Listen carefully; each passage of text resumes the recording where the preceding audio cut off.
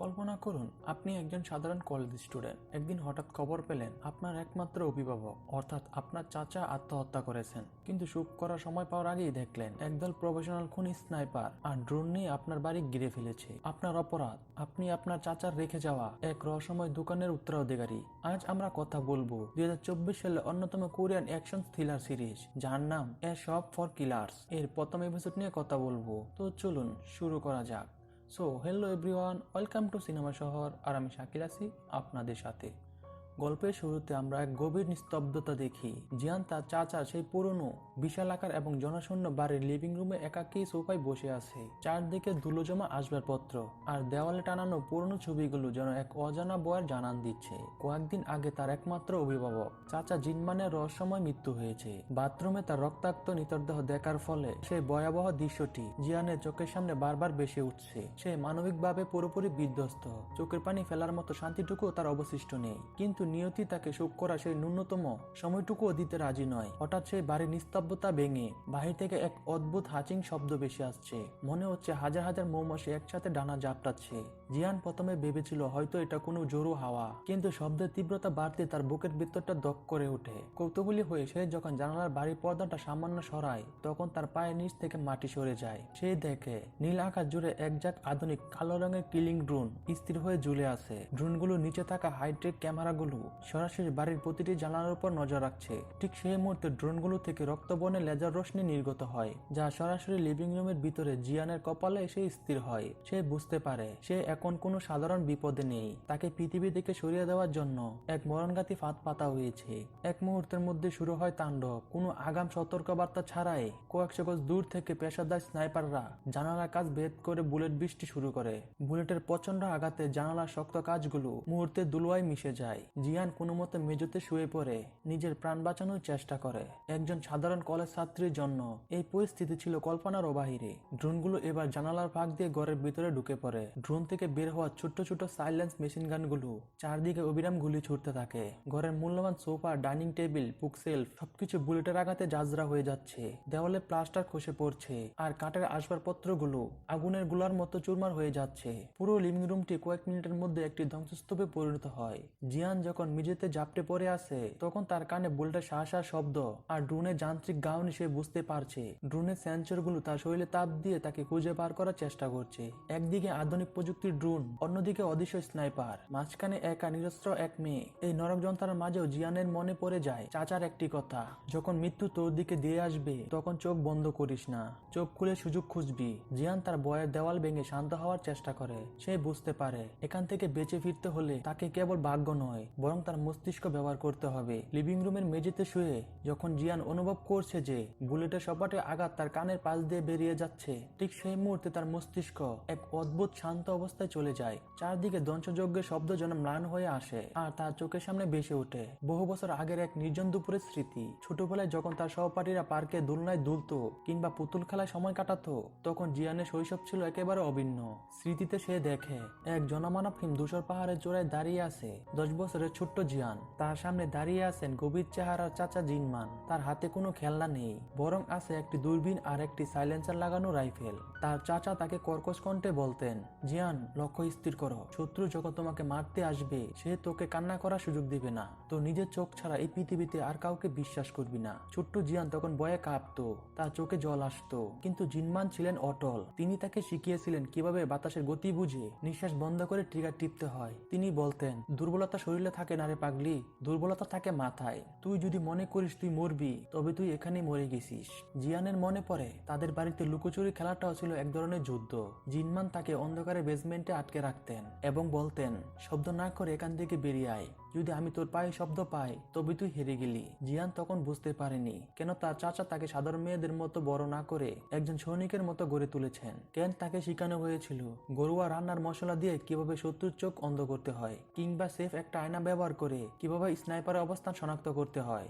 আজ যখন আধুনিক ড্রোন আর স্নাইপার তাকে ঘিরে ফেলেছে তখন সে প্রতিটি উপদেশের মর্ম বুঝতে পারছে। তার মনে হচ্ছে চাচা জানতেন একদিন এই দিনটি আসবে। স্মৃতি থেকে বর্তমানে ফিরে আসে জিয়ান। তার চোখ এখন আর ভয়ার্থ নয়, বরং সেখানে এক অদ্ভুত शीलता কাজ করছে। সে বুঝতে পারে ড্রোনগুলো তার শরীরের তাপ অনুসরণ করছে। সে দ্রুত মেঝে দিয়ে হামাগুড়ি দিয়ে ডাইনিং টেবিলের উল্টো পাশে রাখা একটি বড় আয়না আর রান্নার কিছু কেমিক্যাল হাতে নেয়। সে বিড়বিড় করে বলে, চাচা আপনি ঠিকই বলেছেন, মাথা ঠান্ডা রাখলে মৃত্যুও পথ হারায়। সে তার চাচার শেখানো সে বিশেষ সার্ভাইভাল মেথড ব্যবহার করে নিজেকে আড়াল করার প্রথম পদক্ষেপ নেয়। সে বুঝতে পারে এই বাড়িটি আসলে একটি মৃত্যুর ফাঁদ নয়, বরং এটি তার জন্য তৈরি করা একটি নিরাপদ দুর্গ, যদি সে জানে কিভাবে এটি ব্যবহার করতে হয়। বাইরে তখন বুলেটের তাণ্ডব আর ভেতরে ড্রোনের যান্ত্রিক গুঞ্জন। জিয়ান মেঝেতে শুয়ে বুঝতে পারে ড্রোনের থার্মাল সেন্সরগুলো তার শরীরের তাপমাত্রা শনাক্ত করার চেষ্টা করছে। ঠিক এই মুহূর্তে তার মাথায় খেলে যায় চাচার শেখানো সেই রসায়নের কৌশল। সে হামাগুড়ি দিয়ে কোনো মতো কিচেন কাউন্টারের নিচে পৌঁছায়। সেখান থেকে সে দ্রুত কয়েক বোতল রান্নার অ্যালকোহল আর প্রচুর পরিমাণে লাল মরিচের গুঁড়ো সংগ্রহ করে। সে জানে মরিচের গুঁড়ো আর ধোঁয়া শুধু মানুষের চোখ নয়, ড্রোনের সূক্ষ্ম লেন্সগুলোকে বন্ধ করে দিতে পারে। সে দ্রুত একটি ছোট্ট আগুনের কুণ্ডলী তৈরি করে তাতে মরিচের গুঁড়ো ঢেলে দেয়। মুহূর্তে ঘরটি ঝাঁঝরা করা ধোঁয়া ভরে যায়। ড্রোনগুলো লক্ষ্যভ্রষ্ট হয়ে এলোপাতাড়ি গুলি চালাতে শুরু করে।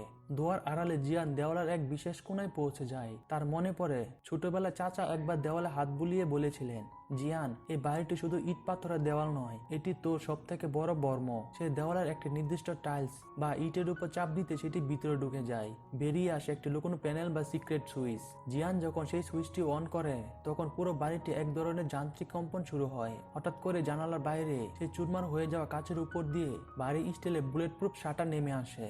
সেকেন্ডের মধ্যে পুরো লিভিং রুমটি একটি দুর্বাদ্য বাংকারে পরিণত হয়। স্নাইপারের বুলেট এখন আর দেওয়াল ভেদ করতে পারছে না। জিয়ান এক মুহূর্তের জন্য স্বস্তির নিঃশ্বাস ফেলে, কিন্তু সে জানে আসল লড়াই তো কেবল শুরু। শাটার বন্ধ হওয়ার পর ঘরের অন্ধকারের কোণা থেকে একটি মনিটর জ্বলে ওঠে। এটি বাড়ির গোপন সিসিটিভি সিস্টেম। জিয়ান মনিটরের দিকে তাকাতেই তার রক্ত হিম হয়ে যায়। সে দেখে বাড়ির প্রধান গেটটি ডিমাইন দিয়ে উড়িয়ে দেওয়া হয়েছে। একদল কমান্ডার ড্রেস পরা সশস্ত্র কিলার, যাদের মুখে ছিল অদ্ভুত মাস্ক, তারা ধীরে ধীরে বাড়ির ভিতরে এগিয়ে আসছে। তাদের হাতে সাধারণ পিস্তল নয়, বরং যুদ্ধের ময়দানে ব্যবহৃত হেভি মেশিন গান। জিয়ান নিজেকে প্রশ্ন করে, আমি তো কেবল একজন সাধারণ কলেজ স্টুডেন্ট, তবে কেন আমাকে মারার জন্য একটা আস্ত প্রফেশনাল আর্মি পাঠানো হয়েছে? আমার শান্তশিষ্ট চাচা আসলে আড়ালে কি ধরনের ভয়ঙ্কর কাজ করতেন? এই প্রশ্নটাই তাকে আরো বেশি কৌতূহলী করে তোলে। সে বুঝতে পারে তার চাচা জিনমান কোনো সাধারণ দোকানদার ছিলেন না, তিনি ছিলেন এমন এক সাম্রাজ্যের মালিক যার শত্রু পুরো দুনিয়া জুড়ে ছড়িয়ে আছে।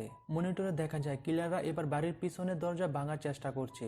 জিয়ান বুঝতে পারে উপরতলায় বেশিক্ষণ থাকা নিরাপদ নয়, তাকে যেতে হবে সেই জায়গায় যেখানে তার সব প্রশ্নের উত্তর আর বাতা শেষ উপায় লুকিয়ে আছে।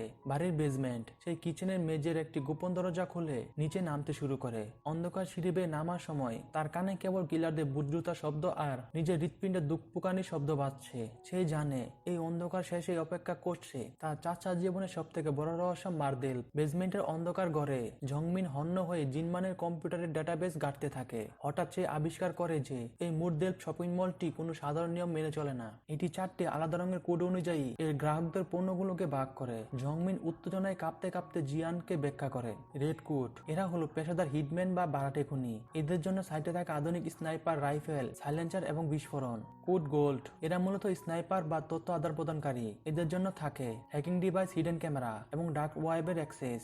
কোড সিলভার এরা হলো কিডন্যাপের ক্লু, খুনের পর আলামত মিটিয়ে ফেলা বা লাশের হদিস গায়েব করতে এরা দক্ষ।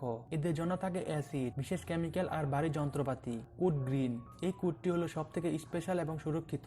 এটি শুধুমাত্র জিনমান এবং তার পরিবারের সদস্যদের জন্য সংরক্ষিত।